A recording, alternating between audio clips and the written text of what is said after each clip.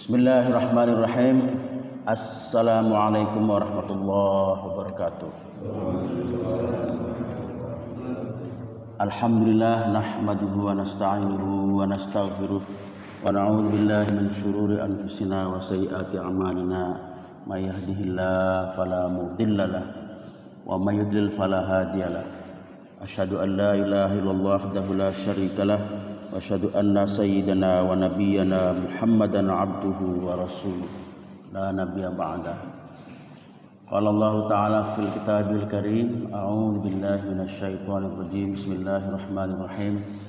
Laqad kana lakum fi rasulillahi uswatun hasanah liman kana yarjullaha wal yawmal akhir wa dzakarallaha katsiran. Wa qala Rasulullah sallallahu alaihi wasallam, la yu'minu ahadukum hatta akuna ahabba ilaihi min walidihi wa waladihi wan nasi ajma'in. Usini wa iyyakum taqwallah faqad fazal muttaqun. Yang kami hormati dan muliakan Pak Haji Wawan, Ketua DKM beserta jajarannya, para pengurus Majelis Taklim, para pengurus RT RW, para tokoh masyarakat, bapak-bapak dan ibu-ibu, jamaah salat subuh yang bersama-sama mengharap ridha Allah Subhanahu wa taala. Tidak ada kalimat yang patut untuk kita ucapkan selain daripada puja dan puji syukur kepada Allah Subhanahu wa taala atas limpahan rahmat dan karunia-Nya lah kita semua hari ini bisa hadir di masjid yang mulia ini dalam rangka melaksanakan salat subuh, disambung lagi dengan kajian salat subuh. Insyaallah semua yang kita kerjakan pada hari ini bagian daripada ikhtiar untuk taqarruban kita kepada Allah Subhanahu wa taala, sekaligus juga adalah menunaikan kewajiban. Yang kewajiban itu adalah sepanjang masa. Apakah itu adalah thalabul ilmi, faridatun ala kulli muslimin wa muslimatin. Untuk ilmu itu adalah diwajibkan bagi muslim laki-laki maupun muslim perempuan. Jadi sepanjang masa. Insyaallah ikhtiar pada pagi hari ini bagian daripada man salaka thoriqan yaltamisu fihi ilman sahalallahu thoriqan ilal jannah. Jadi barang siapa yang bersungguh-sungguh menempuh jalan menuntut ilmu, maka kita akan dimudahkan jalannya menuju surga. Amin ya rabbal alamin. Jadi insyaallah bapak-bapak ibu sekalian, yang namanya orang yang senang pengajian itu akan dimudahkan jalannya menuju surga. Dengan kata lain, kalau orang itu gemar pengajian, hadir di majelis-majelis ilmu, di majelis-majelis taklim, ya, itu kita sedang menempuh jalan menuju surga. Dan Allah mudah-mudahan mudahkan. Pada kesempatan yang bahagia dan mulia ini, kebetulan momentumnya adalah pada Maulid Nabi besar Muhammad sallallahu alaihi wasallam. Jadi kita diperintahkan oleh Allah Subhanahu wa taala untuk mencintai Allah dan Rasul-Nya. Kata Allah Subhanahu wa taala, "Qul in kuntum tuhibbunallaha fattabi'uni yuhibbukumullah wa yaghfir lakum dzunubakum." Katakanlah wahai Muhammad, in kuntum, jika engkau mencintai Allah Subhanahu wa taala, fattabi'uni, maka ikutilah aku. Yaitu apa yang diikuti adalah risalah yang disampaikan Allah Subhanahu wa taala melalui Rasulullah sallallahu alaihi wasallam. Oleh karena itu Nabi Muhammad tidak hanya disebut sebagai nabi saja tetapi rasul, karena beliau menyampaikan risalah. Apa itu risalahnya? Adalah risalah Islam yang mentauhidkan, mengesahkan Allah Subhanahu wa taala, lalu kemudian menebar rahmat kepada seluruh alam. Wa ma arsalnaka illa kafatan linnasi basyira wa nadhira. Wa ma arsalnaka illa rahmatan lil alamin. Nah, itulah ajaran Islam.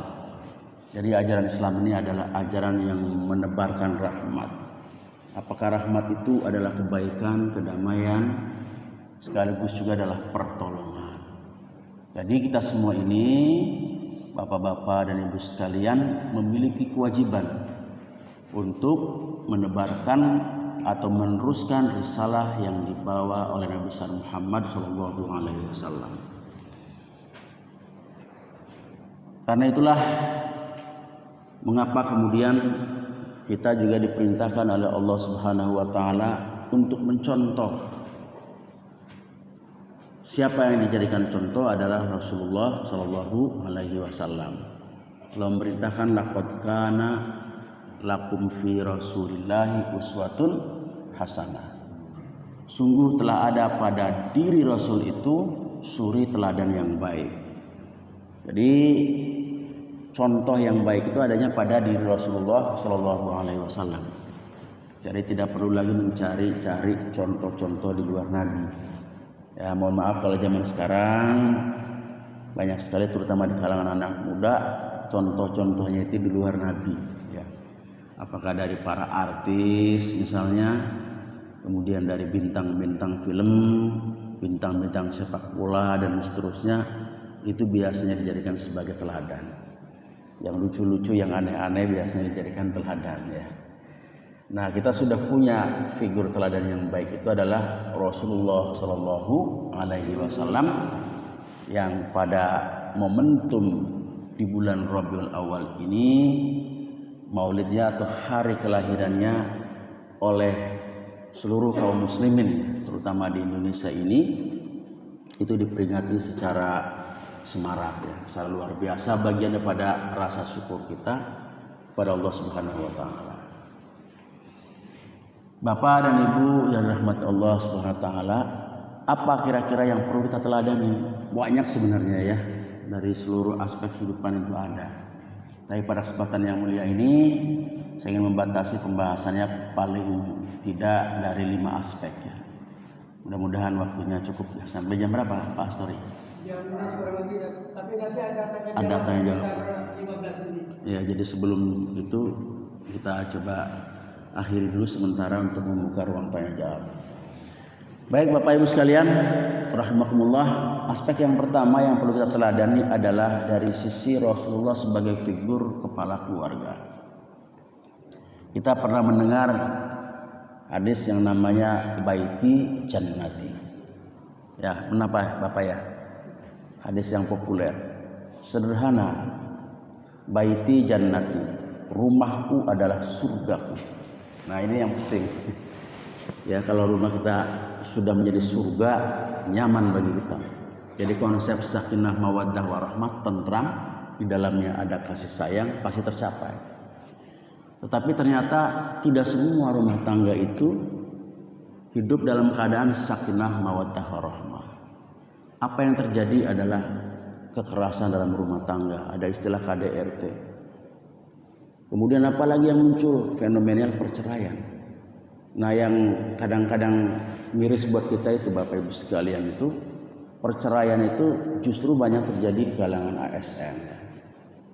Itu datanya seperti itu, terutama dari kalangan guru, aneh. Jadi ada fenomena begitu guru-guru itu mendapatkan sertifikasi, angka perceraiannya naik. Karena mungkin dulunya susah ya bersama suaminya. Begitu sudah mendapatkan kesejahteraan, suaminya misalnya tidak bisa mengikuti dari sisi pendapatan dan sebagainya, akhirnya dibuat cerai oleh para guru-guru ini. Nah, itu seperti itu fenomenanya, ya. Jadi sepertinya seperti ini jauh dari konsep la in syakartum la azidannakum wa la in kafartum inna adzabi lasyadid. Ya, harusnya kalau ditambah rezekinya itu tambah syukurnya gitu. Apa tanda syukurnya itu?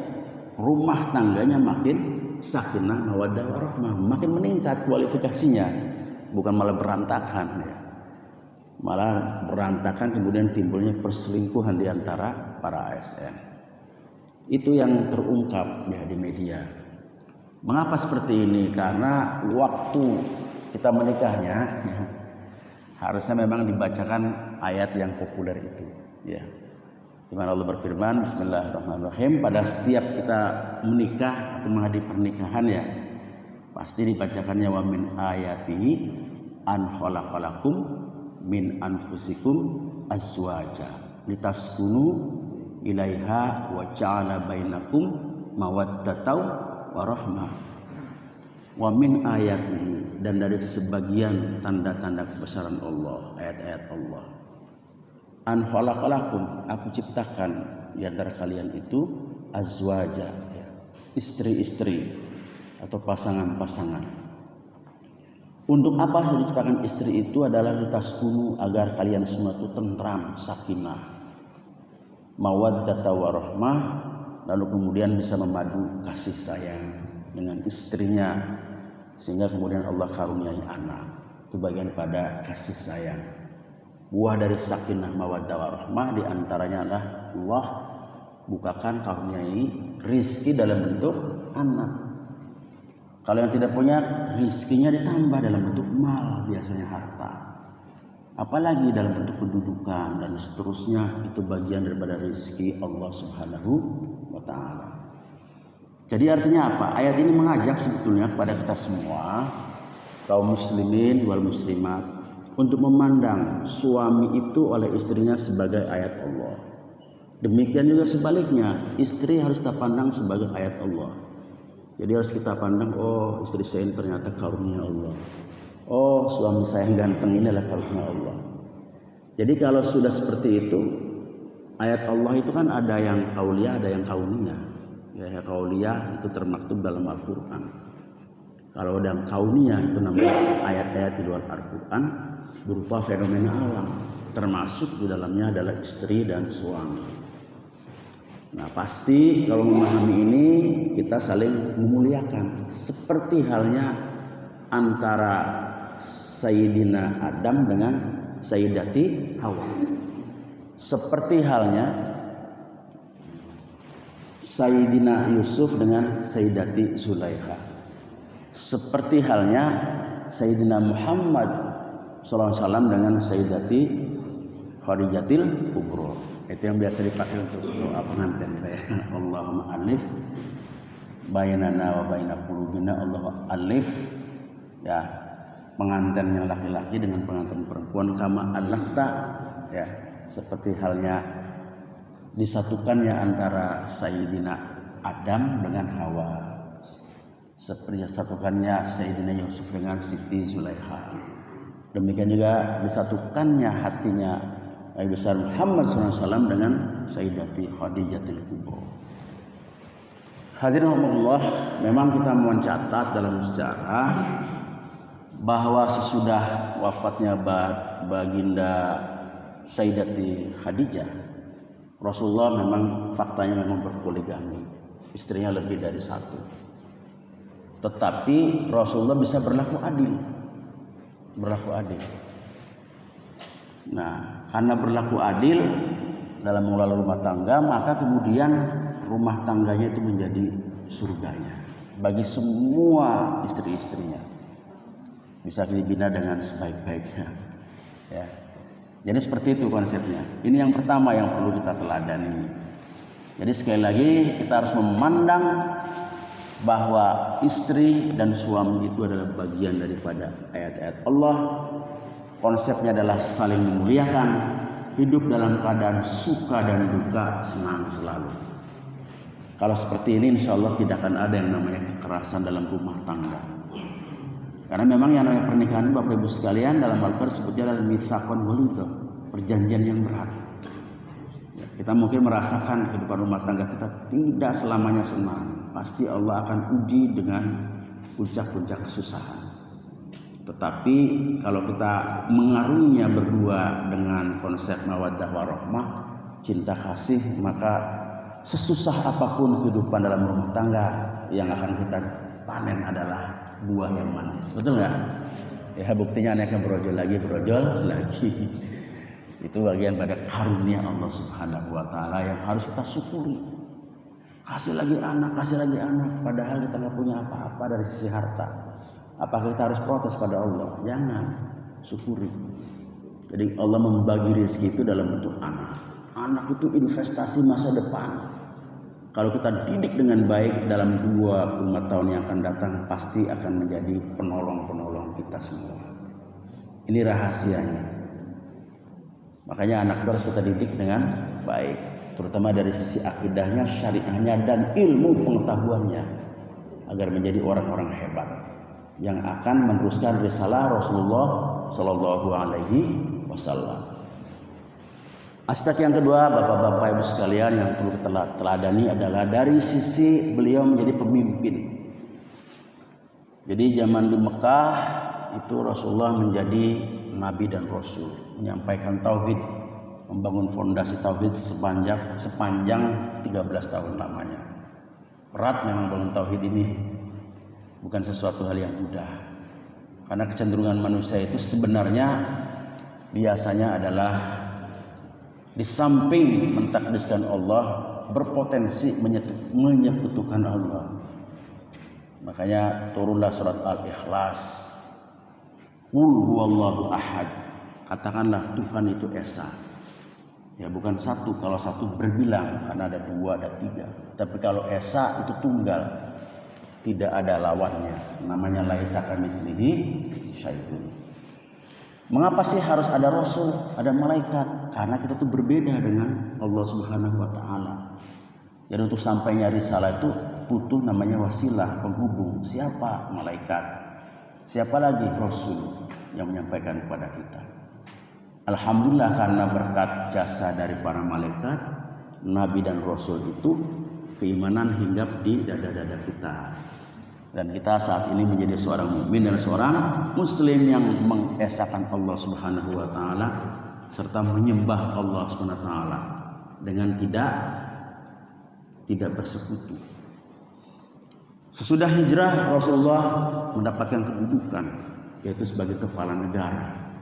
Negaranya yang tadinya daerahnya Yasrib dirubah menjadi Madinah. Apa artinya Madinah? Itu adalah peradaban. Jadi membangun peradaban dari kehidupan yang jahiliyah, yang jauh dari nilai Islam, dirubah oleh risalah Islam menjadi peradaban Islam, menjadi kepala negara. Apa kemudian yang dipakai oleh Rasulullah memimpin negaranya adalah Muhammadur Rasulullah. Muhammad adalah utusan Allah. Walladzina ma'ahu, dan orang-orang yang bersamanya, para sahabatnya, para tabi'in wa tabi'in sampai dengan kita semua ini. Konsep yang bersama adalah asyidda 'alal kuffar, tegas terhadap kekufuran. Artinya apa? Di tauhid. Tidak boleh ada kekufuran dalam hati kita, dalam hukum kita. Artinya apa? Tauhid.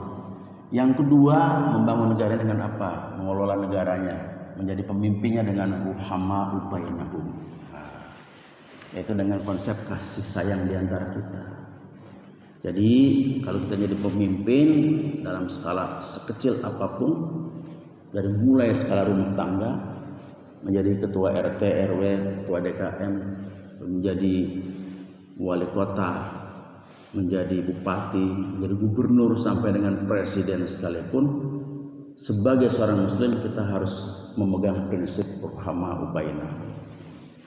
Kalau hubungan atau relasi antara yang dipimpin dengan yang memimpin itu menggunakan konsep ini, insya Allah tidak akan ada tuh yang namanya bakar-bakaran ya, yang sekarang ini terjadi. Perusakan-perusakan tidak akan ada. Karena pemimpin itu mencoba untuk menunaikan amanahnya, paling tidak pada 6 kebutuhan pokok. Apakah itu? Pertama, sandang, pangan, papan, rumah. Ini wajib ada. Berikutnya apa? Yaitu pendidikan, kesehatan, dan keamanan. Ini namanya kebutuhan pokok. Ini harus dipenuhi oleh pemimpin. Yang tiga, pangan, sandang, papan memang secara syar'i dibebankan kepada individu. Jadi setiap orang yang sudah akil baligh itu punya kewajiban di dalam dirinya, apalagi kalau yang sudah jadi kepala keluarga nih ya, itu wajib mencari nafkah. Tapi kalau seandainya bagaimana udah sakit-sakitan, tidak lagi mampu atau sudah pensiun, ya bekalnya sedikit, maka tanggung jawab untuk bisa memberikan nafkah itu beralih kepada ahli warisnya. Ahli warisnya jauh, bagaimana? Nggak ada, hidupnya saya di perantauan. Maka yang akan bertanggung jawab itu menggantikan saudara kita itu siapa, Pak? Jiron. Jiron itu adalah tetangga. Nah, disinilah relevansinya ada hadis yang mengatakan man kana yu'minu billahi wal yawmil akhir falyukrim jiron. Barang siapa yang beriman pada Allah dan hari akhir, maka muliakanlah tetangganya. Ini rahasianya. Rahasia memuliakan tetangga itu adalah karena tetangga itu akan menjadi pengganti saudara-saudara kita, karib kerabat kita yang jauh. Manakala susah, siapa yang akan menolong? Tetangga kita. Makanya ada konsep rukun tetangga, rukun warga. Ini sebetulnya saya melihatnya bagian daripada realisasi man kana yu'minu billahi wal yawmil akhir wal yukrim jiron. Hebat ternyata, Pak ya. Sederhana ini pemerintah kita ini membuat RT. Jangan remeh itu. RW, jangan remeh. Karena ini adalah realisasi dari man kana yu'minu billahi wal yawmil akhir fal yukrim jiron. Dengan ada yang sama juga fal yukrim doifah, tamu terus kita muliakan. Insyaallah kalau orang yang rumahnya terbuka untuk tamu-tamunya itu penuh dengan rahmat Allah. Ya, jadi jangan diusir. Meskipun itu seorang peminta-minta. Karena kan di dalam Al-Quran surat Ad-Duha juga ada larangan kita menghardik orang yang meminta-minta. Kita terima, kalau ada kita sedekahkan, kalau tidak ada ya kita menolaknya dengan cara yang memuliakan. Kenapa? Karena khawatir yang bertamu itu adalah utusan Allah, para malaikat untuk menguji kita. Kalau kita yang marah-marah, pada saat itu sebetulnya mau dikasih rezeki, kitanya marah sama tamu kita. Di dalam keadaan seperti apapun, Bapak Ibu sekalian, mohon maaf ya. Jadi kalau ada tamu kita terima dengan baik, walaupun kita nggak punya apa-apa. Komo kalau seandainya kita bisa memberi makan. Nah, ini ada satu hadis yang menarik nih Bapak Ibu sekalian. Ya, saya bacakan. Hadisnya Rasulullah SAW bersabda, Ayyul Islami khair, qala tut'imut ta'am, tut'imut ta'am, wa taqra'us salam ala man arafta wa man lam ta'rif. Artinya apa? Artinya adalah Islam manakah yang paling baik? Ayyul Islami khair, qala tut'imut ta'am. Ya. Apa artinya itu? Yaitu adalah kamu memberi makan. Yang pertama adalah tut'imut ta'am, memberi makan. Yang kedua adalah apa? Taqra'us salam, mengucapkan salam ala man arafta, terhadap orang yang engkau ketahui, wa man lam ta'rif, dan terhadap orang-orang yang tidak engkau ketahui. Assalamualaikum. Asing orangnya, pakaiannya kumal, bawa-bawa ini. Kalau kita tidak ingat hadis man kana yu'minu wal yawmil akhir wal yukrim dhaifa, mungkin dongkol. Tapi kalau bagi seorang muslim, seorang mukmin, begitu orang mengucapkan salam harus kita sambut dengan waalaikumsalam. Silakan masuk, ada apa Bapak, Ibu? Kemudian misalnya menyampaikan ada sesuatu yang dikabarkan. Bisa saja peminta-minta minta sedekahnya. Kalau ada kita kasih. Kalau nggak ada kita tolak dengan cara yang ma'ruf, dengan cara yang baik. Nah, apalagi kalau seandainya tamu itu dijamu dengan makan. Kalau di kampung-kampung Bapak Ibu sekalian, orang-orang zaman dulu itu setiap tamu tuh kalau kita bertamu wajib harus makan. Karena ini mengamalkan hadis ini. Jadi sebaik-baiknya orang Islam itu adalah orang yang suka menjamu, memberi makan. Namanya konsepnya tut'imut ta'am, memberikan makan. Makanya konsep ngeriung, praktek ngeriung itu Bapak Ibu sekalian ya, dalam tradisi para ulama kita di Indonesia ini banyak ngeriung dan banyak makan-makan. Itu sebetulnya adalah metode atau usul Rasulullah SAW pada saat beliau memimpin. Jadi sering ngumpul, sering makan-makan, namanya bancakan. Nah, bancakan itu ngeriung itu sebetulnya berbagi rizki, supaya rizki yang dikaruniai kita ini dinikmati oleh para sahabatnya, para tabi'in wa tabi'in, dan tradisi itu kita amalkan sampai sekarang. Jadi mungkin yang namanya panjang mulut, yang setiap muludan itu ya, kalau dulu pak gede-gede pak berlomba-lomba ya. Saya pernah nyantri ya, itu kalau musim muludan begini diajak sama kiai, biasanya namanya kiai makan pulangnya dikasih berkat mulut. Berkat mulut itu terkenal dengan panjang mulut yang besar. Jadi setelah saya coba-coba pahami gitu, oh ternyata ini ya.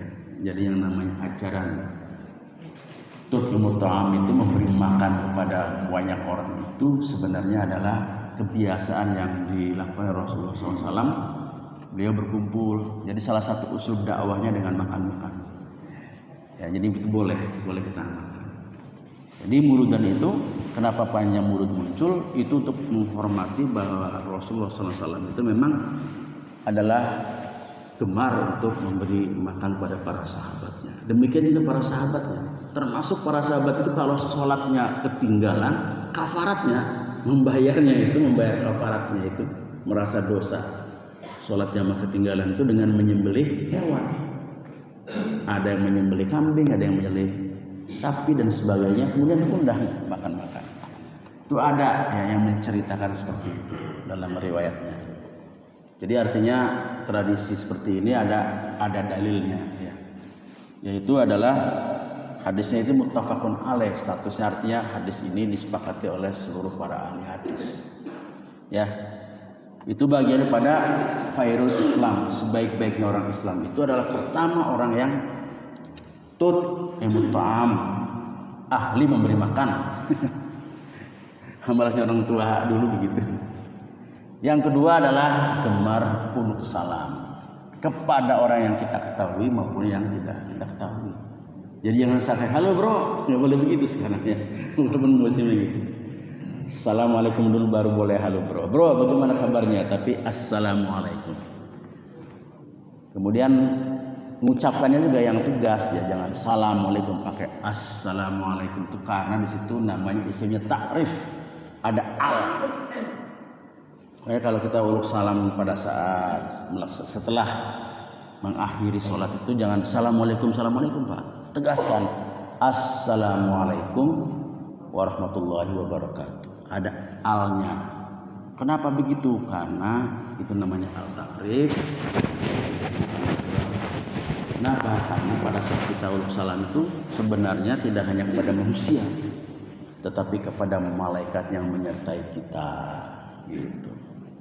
Sehingga harus sempurna. Assalamualaikum warahmatullahi wabarakatuh. Dibiasakan begitu. Termasuk kalau misalnya mau SMS, mau WA juga jangan as doang. Kadang-kadang AS. AS ini apa? AS Amerika Serikat. Disempurnakan aja assalamualaikum. Paling tidak sampai situ. Kalau tidak sampai warahmatullahi wabarakatuh. Mengucapkannya sunnah, tapi menjawabnya adalah wajib. Ini sepele, perkara sepele. Ya. Kenapa? Karena memang diperintahkan taqra'us salam ala man arafta wa man lam ta'rif. Jadi seperti itu. Nah, Rasulullah SAW itu di antara membangun konsep kepemimpinannya adalah dengan uhama'u bainahum itu dengan membiasakan uluk salam ini dan memberi makan, gemar memberi makan para sahabatnya. Selanjutnya apa untuk bisa melihat konsep kepemimpinan ini? Lihatlah dalam sholat berjamaah. Kata ayat ini, tarohum rukang sujada. Nah itu, lihatlah dalam sholat berjamaah. Jadi sholat berjamaah itu ada makna kepemimpinan. Kenapa? Karena ada imam.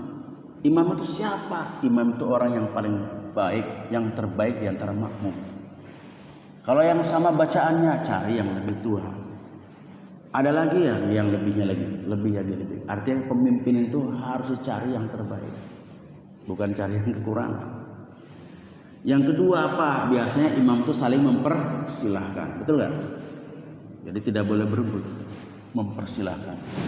Kalau sekarang pemimpin itu rebutan, orang-orang yang nggak layak jadi pemimpin berebutan. Karena berbayar, yang kuat bayar jadi pemimpin. Waduh, hasilnya acak-acakan. Ya. Karena tidak mengacu pada konsep sholat berjamaah. Nah, sholat berjamaah itu apa sih yang dicari? Yabtaguna tarawih ruk'an sujada, mencari apa? Ridho Allah Subhanahu wa taala yang dicari. Jadi dalam salat berjamaah, demikian juga dalam memimpin umat, sekecil apapun yang kita cari adalah mardotillah, ridho Allah Subhanahu wa taala. Jadi kalau mencari ridho Allah Subhanahu wa taala itu nggak akan mungkin itu mencari ya gaji yang besar, tunjangan yang besar, sementara masyarakatnya sengsara. Pasti punya rasa empati, pasti itu. Nggak tega istilahnya. Kalau kata orang sini nggak kolu makannya itu, makan nasi itu nggak kolu pak, melihat rakyat saya kelaparan. Sementara kita senang-senang joget-joget makan di tempat-tempat yang mewah.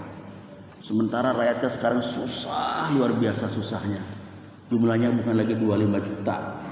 Kalau kata Bank Dunia itu jumlahnya banyak sampai dengan mencapai hampir 200 juta orang miskin di Indonesia ini.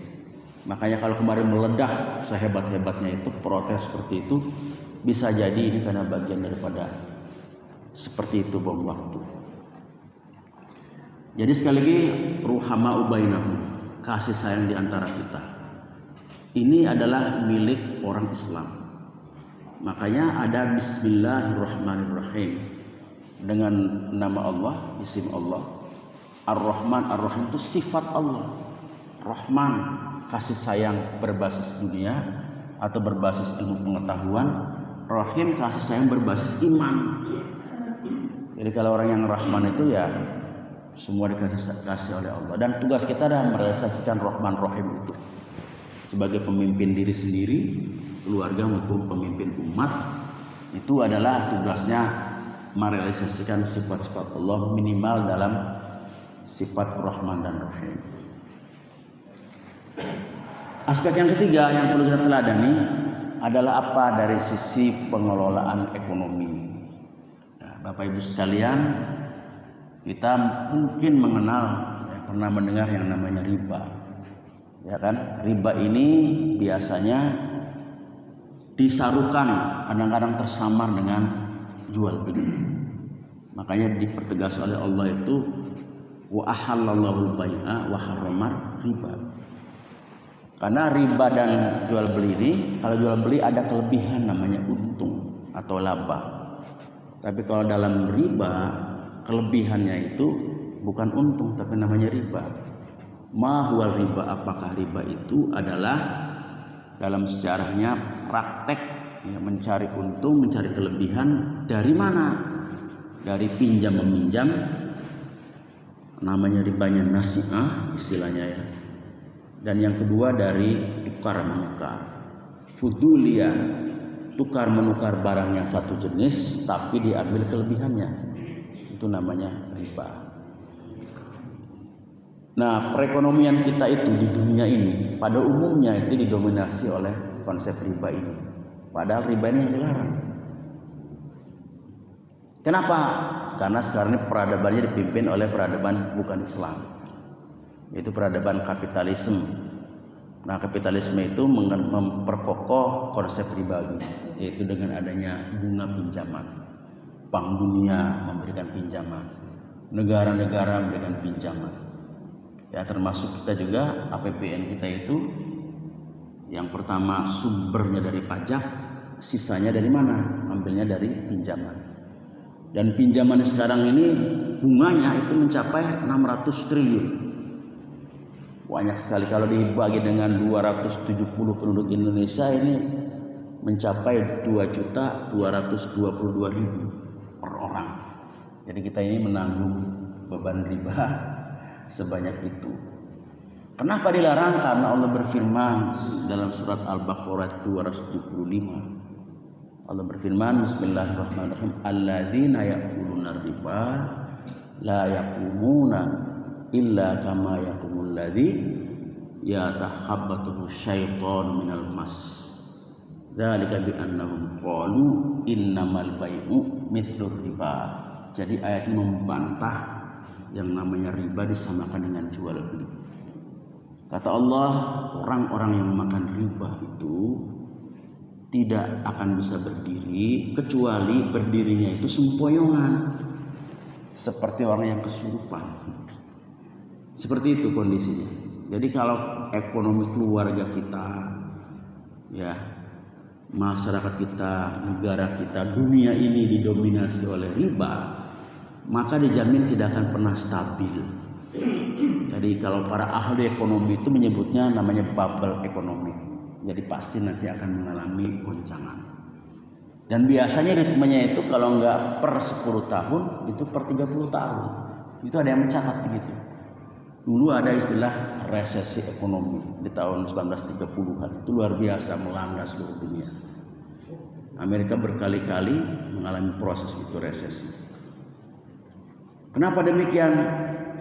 Karena dalam ayat yang lainnya itu Allah dan Rasulnya menyatakan tegas, kalau tidak meninggalkan riba itu diperangi. Yang memerangi siapa? Allah dan Rasulnya. Ya. Firman-Nya dalam Al-Baqarah 279 menegaskan, ya ayyuhalladzina amanu taqullaha wa daru ma baqiya minar riba in kuntum mu'minin. Wahai orang-orang yang beriman, tinggalkanlah yang namanya riba itu. Fa illam taf'alu, kalau seandainya masih saja mengerjakan, gak mau meninggalkan riba. Fa illam taf'alu fa'dzanu, maka beritahukanlah. Adzanlah. Adzan itu kan memberitahu. Fa'dzanu. Ya, biharbi minallah wa rasul, bahwa Allah dan Rasulnya menyatakan perang, harb. Itu saking tegasnya. Nah, itu dibebaskan oleh Allah dan Rasulnya, diganti dengan konsep sirkah. Ada yang namanya mudorobah, sirkahnya itu bagi hasil. Mudorobah itu konsep kerjasamanya, bisnisnya adalah satu pemilik modal, satunya lagi yang mengerjakan. Dikerjakan dengan jujur, hasilnya dibagi. Itu namanya mudorobah. Ada lagi yang namanya sirkah inan, modal dengan modal. Sirkah abdan, badan dengan badan. Kalau yang modal dengan modal, inan.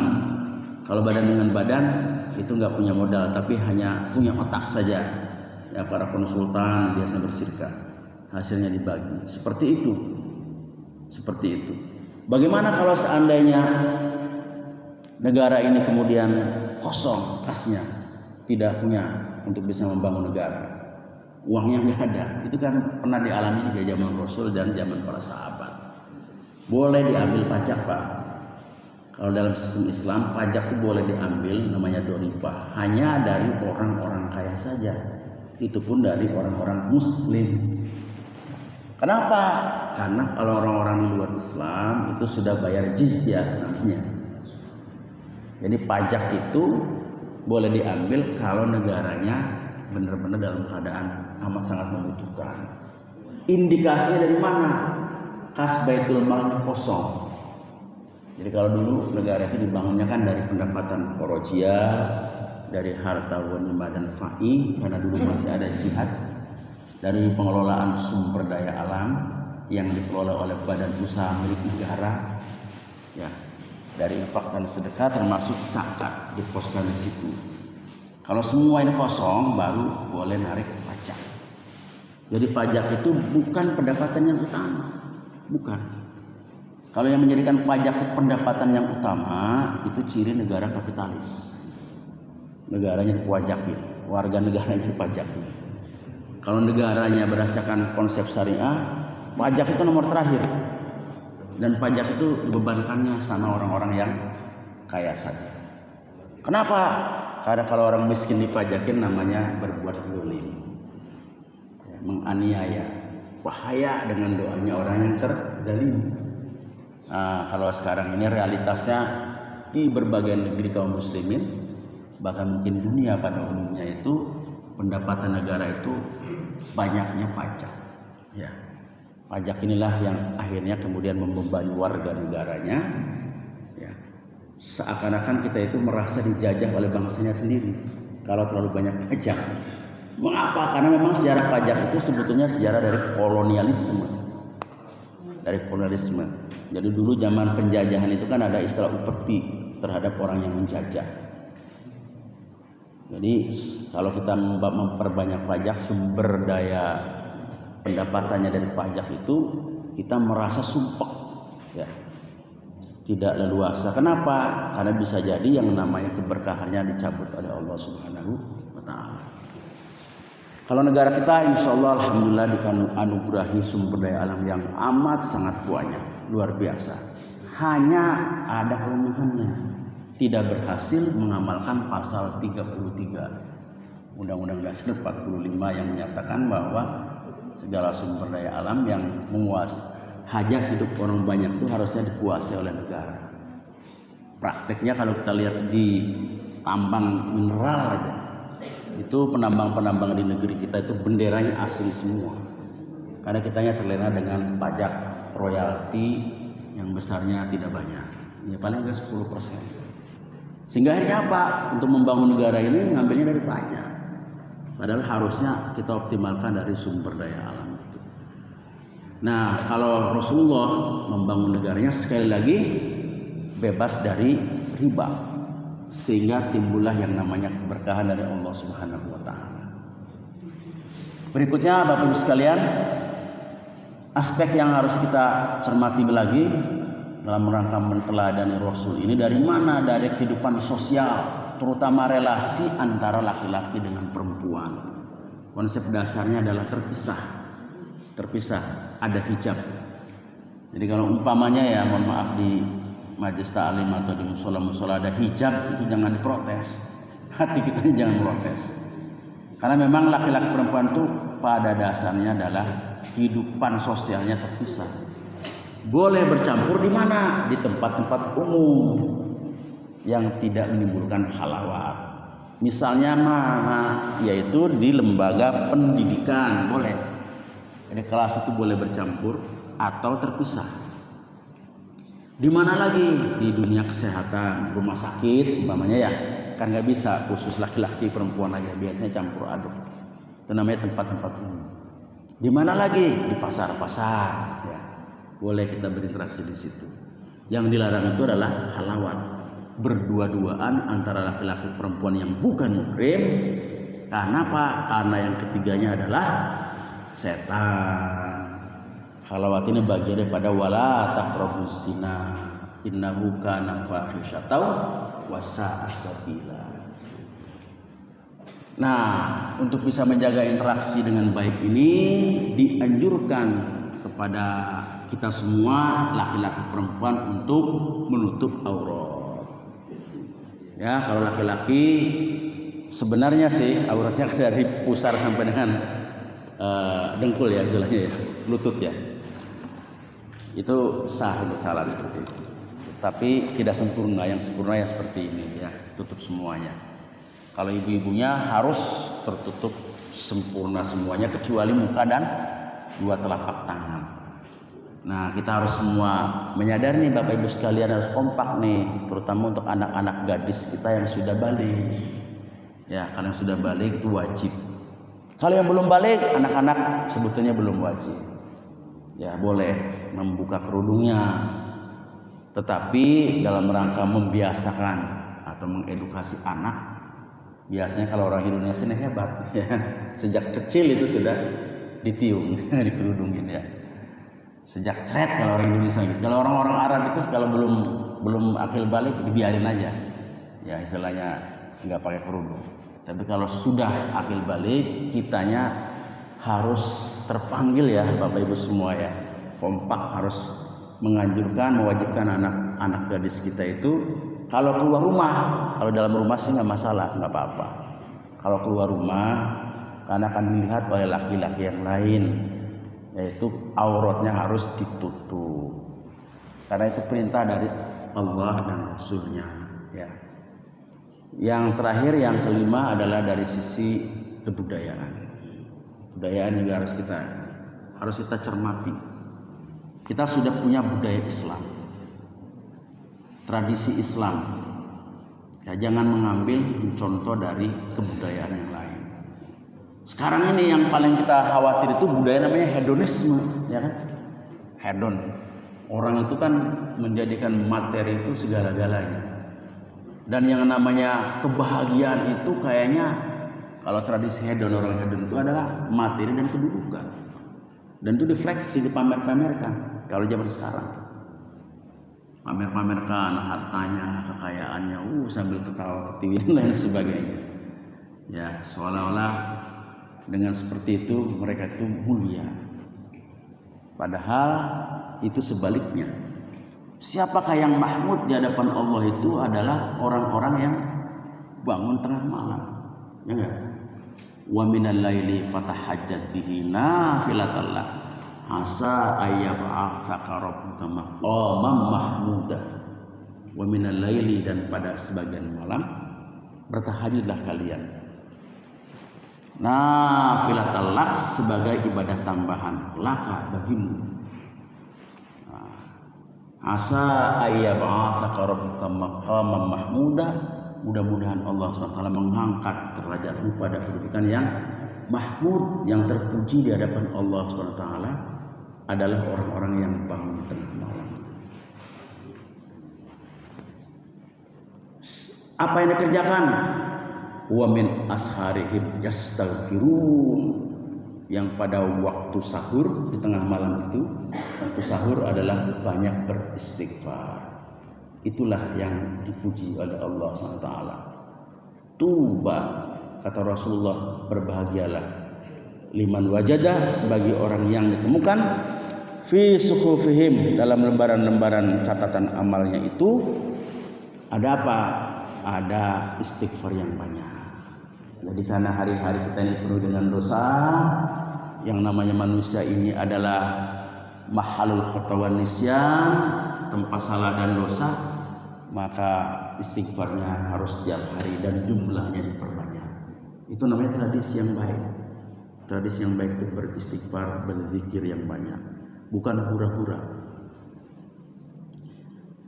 Dalam hadis yang lain Rasulullah menyatakan, ayyul amali ahabbu ilallah, manakah amal yang dicintai oleh Allah Subhanahu wa taala? Mana? Nah, ini harus kita budayakan, harus kita tradisikan. Yang pertama adalah as-salatu ala waktiha, salat pada waktunya. Jadi kalau sudah dipanggil adzan, kalau kita belum bisa itu minimal berhenti. Jangan ngomong, lagi ceramah berhenti, ngajar berhenti. Jangan bersaing dengan adzan. Tidak boleh. As-salatu ala waktiha ini adalah tradisi yang baik yang harus kita tradisikan, kita budayakan. Berikutnya adalah qala tsumma ay qala tsumma birrul walidain, berbuat baik pada al-walidaini, dua orang tua kita. Bersyukur bagi Bapak Ibu sekalian yang orang tuanya masih hidup. Masih hidup semua enggak ini? Kalau usia seperti saya kayaknya sudah pada enggak ada. Bagaimana berbuat baiknya adalah Rabbi firli wa walidayya warhamhuma kama rabbayani shaghira. Itu harus kita ucapkan berulang-ulang dalam sholat kita. Bayangkan orang tua kita ya, pada saat-saat bergembiranya, saat-saat susahnya, mereka tidak pernah ya sedikit pun mundur untuk bisa memberikan kasih sayang kepada kita semua. Karena jasa-jasa beliau lah kita menjadi orang-orang yang mulia, diangkat derajatnya. Pertanyaan kita adalah kontribusi sama orang tua kita apa? Apakah kita sudah pernah membahagiakannya? Yang kita khawatir itu adalah kita belum bisa berbuat apa-apa, bisa belum membahagiakan orang tua, sudah dipanggil terlebih dahulu. Ya apa ya? Jangan putus asa, masih ada ruang untuk bisa berkomunikasi dengan orang tua kita melalui ziarah kubur. Jarak pendeknya, jarak jauhnya mendoakannya dari tempat sujud kita siang maupun malam. Kalau punya rezeki dibadali dengan umrohnya, punya rezeki lagi berangkat lagi haji membadali hajinya. Itu adalah hadiah-hadiah yang bisa diberikan oleh anak sebagai gambaran sebagai waladun sholihun yad'ulah. Ciri anak soleh itu adalah tidak pernah lelah untuk mendoakan kedua orang tuanya. Jadi mohon jangan bosan-bosan ya Bapak Ibu semua, terutama yang masih hidup nih. yang kalau masih hidup itu orang tua itu adalah cimat kita. Jangan disia-siakan, jangan ditaruh di panti jompo seperti orang-orang di luar negeri. Orang Jepang itu malah dibuang orang tuanya. Barang siapa yang memasukkan orang tuanya ke panti jompo, dosa besar. Berarti tidak pernah berterima kasih atas perjuangan kedua orang tua kita. Berikutnya apa yang dicintai Allah itu adalah al-jihadu fisabilillah, jihad di jalan Allah. Ya, kalau kita mampu memang harusnya kita itu berperang. Bagaimana jihad sekarang ini? Ada hadis lagi yang menyatakan as-sa'i ala armilah wal miskin kal mujahid fi sabilillah au kalladhi yasumun nahar wa yaqumul lail. Ya, muttafaqun alaih. Orang yang membantu kehidupan para janda, terutama yang sudah tua renta, yang tidak lagi bisa menafkahi dirinya atau ahli kerabatnya tidak ada yang ngopeni, ini harus kita urus. Makanya ada abu janda, tapi kerjanya ngeledek kali itu, ngeledek, mencaci maki, diganja dengan komisaris. Enak amat dunia ini ya. Seandainya tidak ada pengadilan akhirat, waduh, orang kayak abu janda itu hebat itu. Tetapi insya Allah ada pengadilan akhirat yang membuat keadilan tegak pada saat kita didolimi dunia ini. Jadi kita ini semuanya harus mau menjadi abu janda, mau merawat para janda, terutama yang sudah tua renta yang tidak ada yang merawat. Berikutnya siapa yang harus terawat adalah wal miskin, orang-orang miskin. Makanya benar tuh ada pasal di Undang-Undang Dasar, fakir dan miskin harus dipelihara oleh negara. Maksudnya ini dirawat, bukan hanya dipelihara, diternak, tapi dirawat. Dirawat itu berbeda ya. Merawat kan konsepnya seperti pasien kan Pak, diperlakukan dengan baik. Kalau sakit diobatin, kurang makan dikasih makan, itu namanya merawat. Ya. Kalau memelihara kan berarti menternak, malah memperbanyak kemiskinan. Jadi hadis ini gitu Pak. Itu pahalanya kal mujahid fisabilillah, seperti berjihad di jalan Allah. Au kalladzi yasumun nahar, ya seperti orang yang pada siang harinya berpuasa dan pada malam harinya mereka itu adalah qiyamul lail. Nah, ini yang harus kita tradisikan, kita budayakan, gitu ya. Jangan mengambil budaya dari luar. Kalau budaya luar itu nafsi kehidupannya, individualis, muasabodoh, urusanku. Gak boleh kalau orang Islam. Harus saling kasih sayang, ruhama bainakum. Baik, demikian Bapak Ibu sekalian, waktunya sudah jam 6, sementara saya akhiri. Mohon maaf apabila ada kalimat-kalimat yang kurang berkenan. Akhirul kalam. Assalamualaikum warahmatullahi wabarakatuh. Mungkin mohon memberikan kesempatan kepada jamaah. Barangkali ada yang perlu didiskusikan. Saya tidak pertanyaan aja karena waktunya juga mohon maaf.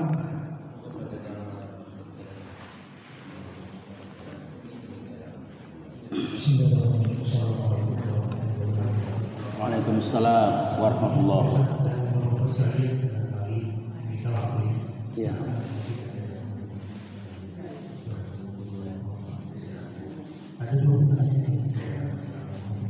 Iya.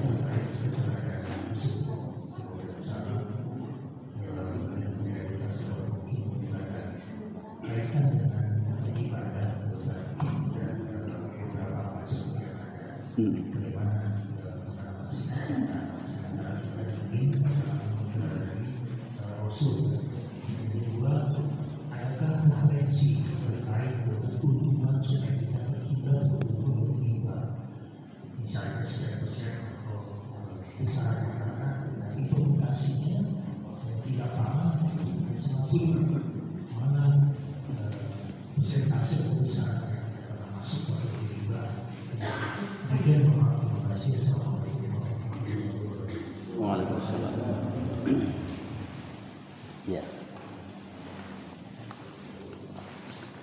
Langsung Pak ya. Ya baik, terima kasih. Ada dua pertanyaan yang saya kira sangat bagus. Yang pertama terkait dengan perbedaan mazhab ya. Jadi memang madhab ini adalah produk ijtihad dari para imam yang diistinbat dari hukum-hukum, sumber hukum yang sama sebenarnya, yaitu dari Al-Quran dan As-Sunnah, lalu melahirkan metodologi atau cara di dalam melaksanakan kaifiat ibadah. Prinsipnya adalah kita ini sebetulnya kalau mampu itu didorong jadi mustahid kalau mampu, karena kita tidak mampu maka menjadi muttabi, yaitu pengikut.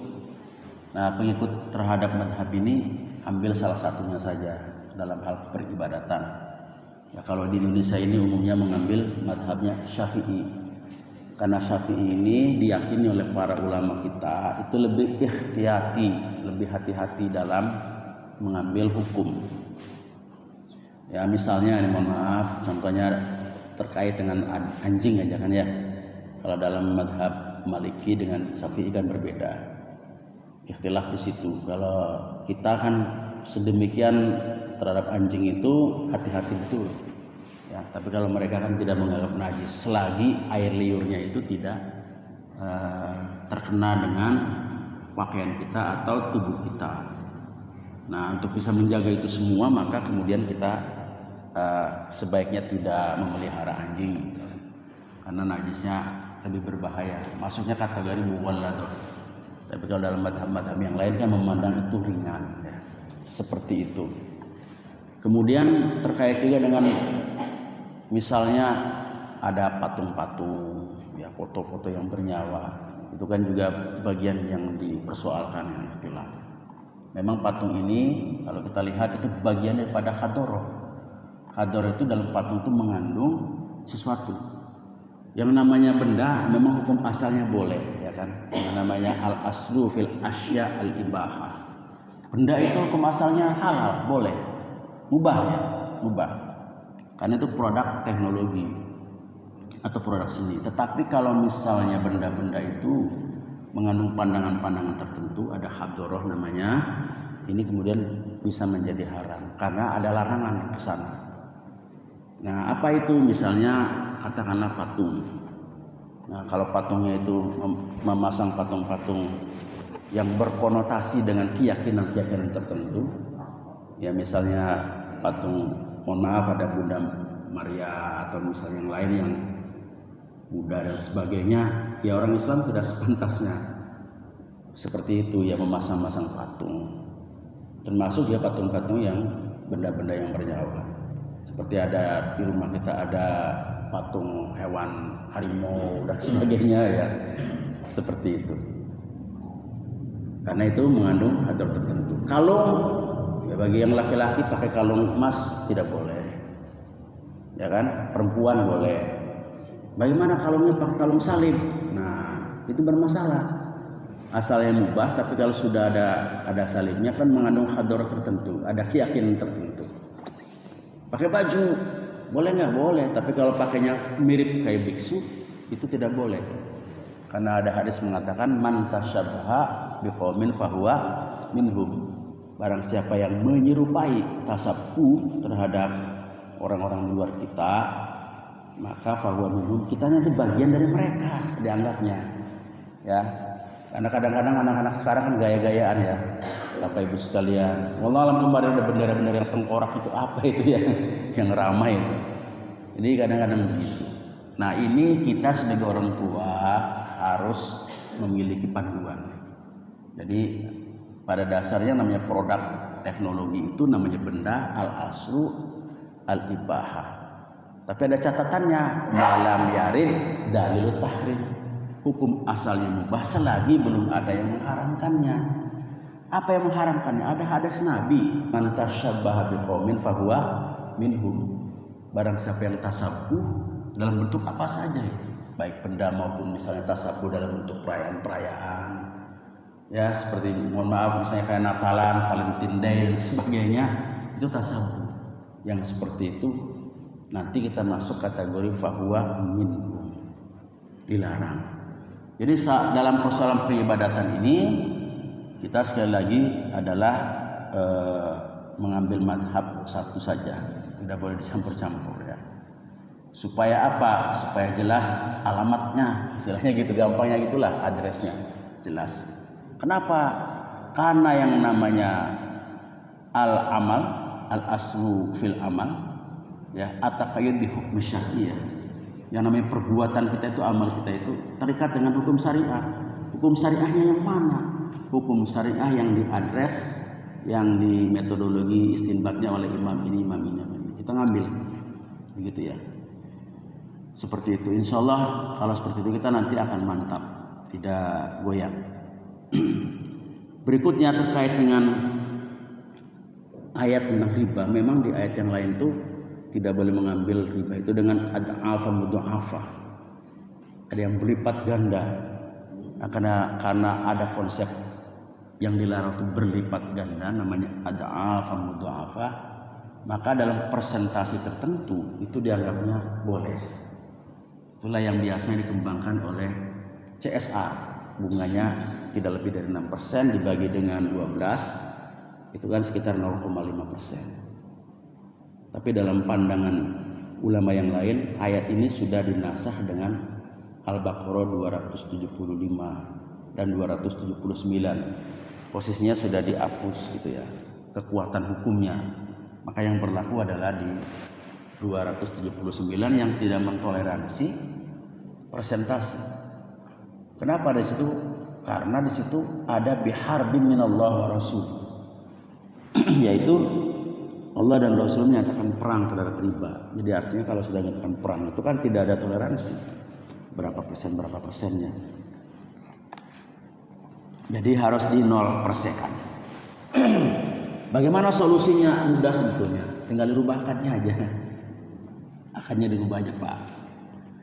Jangan diambil dari pinjaman itu. Karena ada hadis lagi yang berikutnya, Pak, yang mengatakan kullu qardin jarrat ala manfaah ahadun fahu ahadun minar riba. Setiap pinjaman, apapun pinjamannya yang diambil manfaatnya itu ahadun fahu ahadun, merupakan salah satu dari bentuk riba. Jadi kita pinjemin apa aja yang diambil manfaatnya itu motor, kecuali kalau sewa menyewa beda ya. Kalau sewa menyewa kan ada jelas, rumah disewakan, jelas itu mah ada hukumnya boleh. Tapi kalau statusnya dipinjamkan tapi kemudian diambil manfaatnya, apa kira-kira yang seperti itu? Hukum gadai ada nggak begitu? Kalau gadai itu kan ini barang kita gadaikan itu rungguhan, jaminan. Tapi si jaminan itu misalnya gak ada mobil, kita titipin mobil nih, Avanza, uang kan diambil sama saudara kita yang butuh. Mobil ini hanya boleh bisa kita pakai itu kalau dapat izin dari yang menitipkan. Boleh nggak saya izin untuk saya pakai? Kalau rusak bagaimana ya, tanggung jawab kita. Tapi kalau si barang rungguhan ini dijadikan dimaksimkan, didriverkan, ada untungnya kita ambil, dimakan oleh kita nih, tidak ngasih tahu sama yang punyanya, itu masuk kategori kullu qardin jarrat ala manfaah. Setiap pinjaman yang diambil manfaatnya itu ahadun minar riba. Ya, salah satu bentuk dari riba. Gak boleh, Pak, yang begitu. Kecuali kalau misalnya izin lagi. Daripada mobil yang nganggur di sini takut rusak, saya minta izin. Bagaimana kalau saya maksimkan? Terus bagaimana hasilnya? Bagi dua misalnya. Itu masih bisa.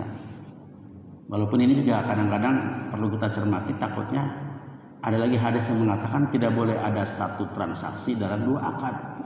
Itu juga tidak boleh, Pak ya. Jadi tinggal dirubah aja, Bapak Ibu sekalian, yang mohon maaf yang masih punya pinjaman berbasis bunga yang sifatnya konvensional begitu, dirubah aja. Bagaimana caranya?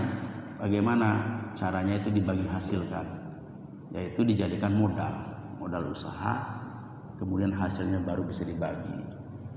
Nah, itu namanya sirkah. Bisa mudorobah, bisa inan, bisa abdan, atau sirkah gabungan namanya sirkah wujuh, namanya multi wajah, ya, multi bentuk sirkah. Sederhana, karena sebetulnya mohon maaf nih ya, gambarannya gini saja antara riba dengan bukan riba itu, antara nikah sama kawin, ya kan Bapak Ibu semua. Kenapa nikah halal, kawin tidak halal? Kawin itu kan proses, kalau dalam biologi kan bertemunya antara dua alat kelamin nih, kawin namanya, ya kan? Ini halal nih kalau nikah, tapi kalau nggak nikah haram. Kenapa? Karena ada akad, ya nggak? Nah, ini bedanya di akadnya aja. Ini riba, ini jual beli, sama-sama ada kelebihannya. Kenapa ini haram? Ini kenapa? Ini halal. Karena akadnya berbeda. Kalau jual beli itu akadnya antarodin minkum, suka sama suka, sama dengan nikah, ya kan? Akad nikah itu suka sama suka, sama. Tetapi kalau riba itu sepihak, ya diambil langsung aja gitu. Itu sama begitu gambarannya. Jadi sekali lagi tinggal diubah akadnya saja. Termasuk misalnya leasing, ya leasing itu kan ada pihak ketiga. Kita beli secara kredit boleh, tapi begitu ada pihak ketiga, lalu pihak ketiganya mengambil untung, kan pihak ketiga itu meminjamkan nalang ini, tapi ngambil untung dari pinjaman itu nanti kenanya riba nasi'ah. Ya kenapa? Dari sisi syariah yang namanya leasing itu bermasalah, ya, karena asalnya berdua aja nih antara penjual pembeli. Zaman dulu nggak ada leasing kan, mau kontan atau kredit, selesai urusan ya halal. Begitu masuk pihak ketiga, bank atau lembaga-lembaga keuangan bukan bank, nalangin di situ, lalu si leasingnya ngambil untung, padahal dia minjemin. Nah di situ kena statusnya riba. Gitu. Nah ini praktek-praktek yang seperti ini kalau kita sedang mudah nih Pak ya, Bapak Ibu semua, karena kita sedang uswatun hasanah, mencontoh Rasul, kita harus tinggalkan yang begitu-begitu. Saya kira begitu ya Pak ya. Terima kasih. Masih ada sebelum ditutup dengan doa yang ada.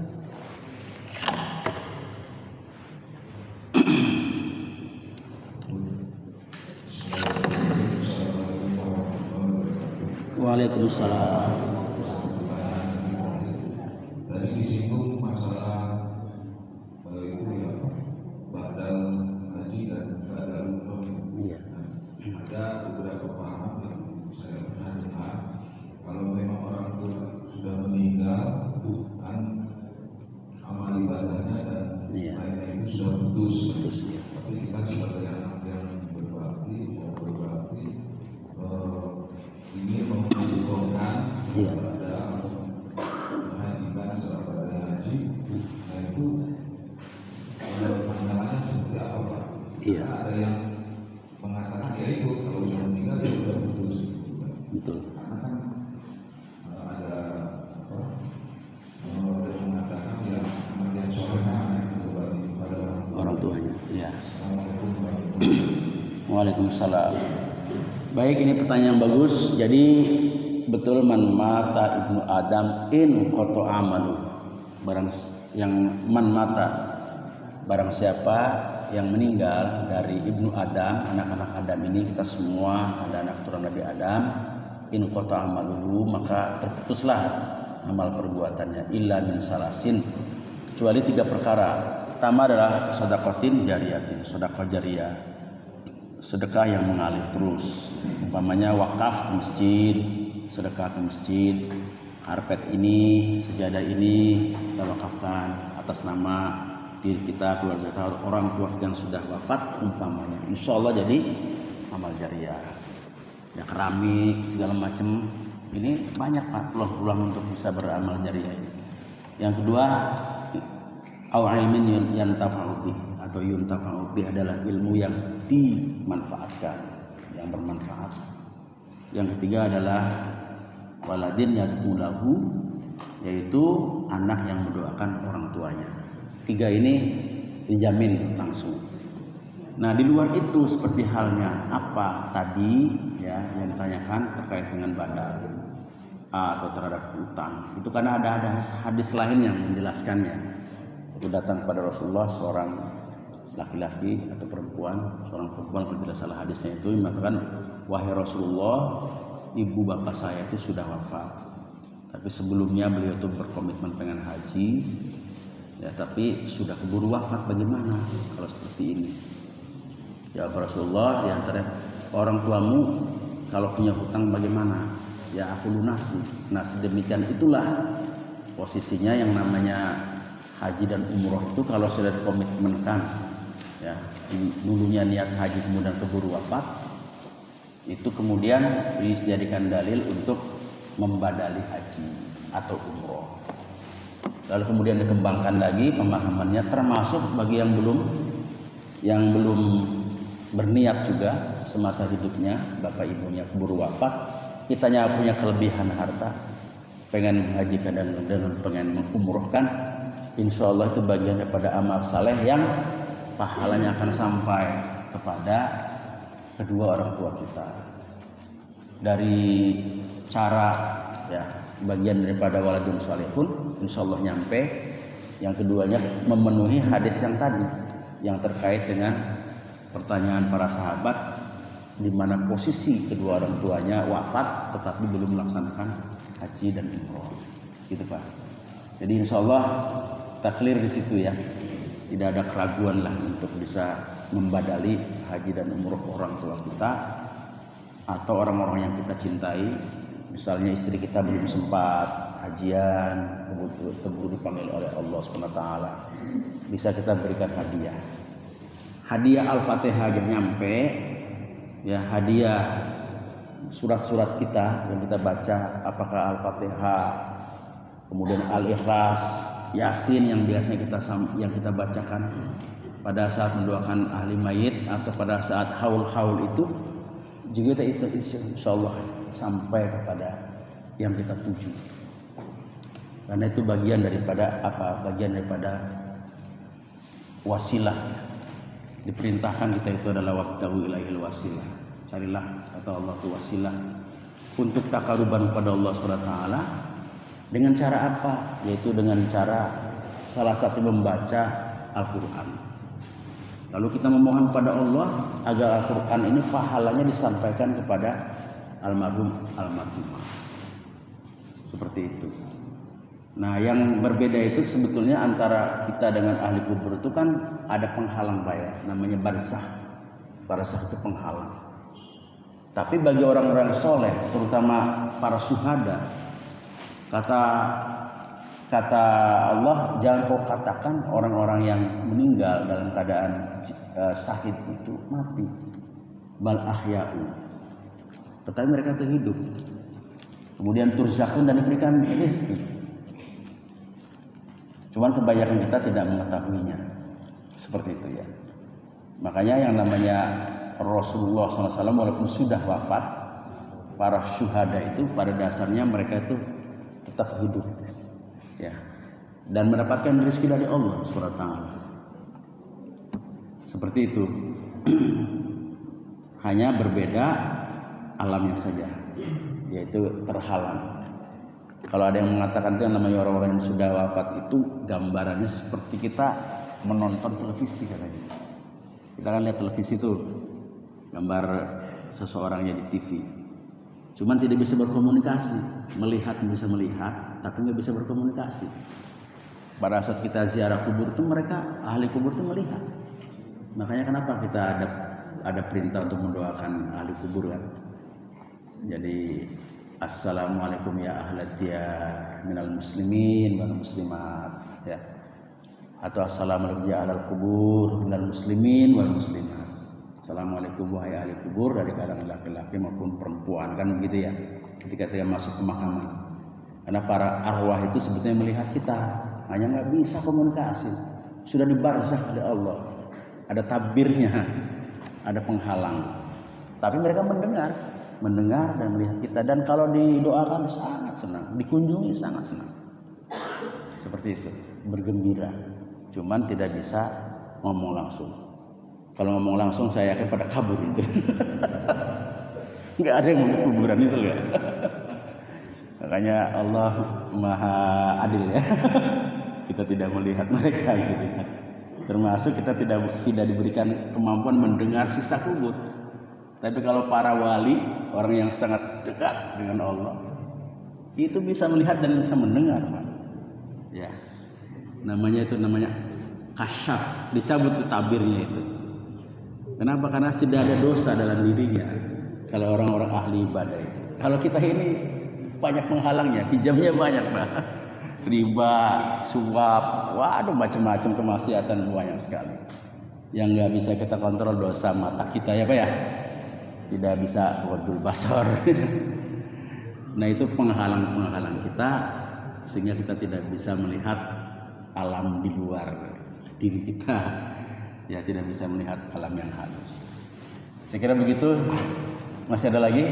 Soalnya ditutup dengan doa. Baik, waktunya sekarang sudah 6.23. Mari kita tutup doa ini bersama-sama dengan majelis dengan sama-sama berdoa. Alhamdulillahirabbil alamin. Fil awwalin wal akhirin wa barik wa sallim wa ridwan kulli sahabati rasul ajmain. Allahumma shalli ala sayyidina Muhammad wa ala ali sayyidina Muhammad kama shallaita ala sayyidina Ibrahim wa ala ali sayyidina Ibrahim fil alamin innaka Hamidum Majid. Ya muqallibal qulub tsabbit qulubana ala dinik, tsabbit qulubana ala ta'atik. Allahumma ighfir lana dzunubana wa liwalidayna warhamhuma kama rabbayana shighara wa li jamil muslimin wal muslimat wal mu'minin wal mu'minat al ahya'i minhum wal amwat innaka samiun qaribun mujibud da'wat wa ya qadiyal hajat. Rabbana ighfir lana wa li ikhwana alladziina sabaquna bil iman wa la taj'al fi qulubina ghillan lil ladziina amanu rabbana innaka ra'ufur rahim. Rabbana hab lana min azwajina wa dzurriyyatina qurrata a'yun waj'alna lil muttaqina imama. Allahumma kshif 'anil bala wal waba wal fahsya wal munkar wasyif al buhtal fatawa syadaid wal mihan ma dhahara min ma batan min baladina hadha khassah Indonesia wa min buldal muslimina amma bi rahmatika ya arhamar rahimin. Rabbana zalamna anfusana wa illam taghfir lana wa tarhamna lanakunanna minal khasirin. Allahumma afrigh 'alaina sabran wa tsabbit aqdamana wansurna qawmil kafirin. Allahumma inna nas'aluka salamatan fid din wa afiatan fil jasadi wa barakatan fil rizqi wa ziyadatan fil ilmi wa taubatan qabla al maut wa rahmatan 'indal maut wa maghfiratan ba'dal maut. Allahumma hawwin 'alaina fi sakaratil maut wa najatan minan nar wa 'afwa 'indal hisab. Rabbana la tuzigh qulubana ba'da idh hadaitana wa hab lana min ladunka rahmah innaka antal wahhab. Rabbana atina fid dunya hasanah wa fil akhirati hasanah wa qina adzabannar. Walhamdulillahi rabbil alamin. Assalamualaikum warahmatullahi wabarakatuh.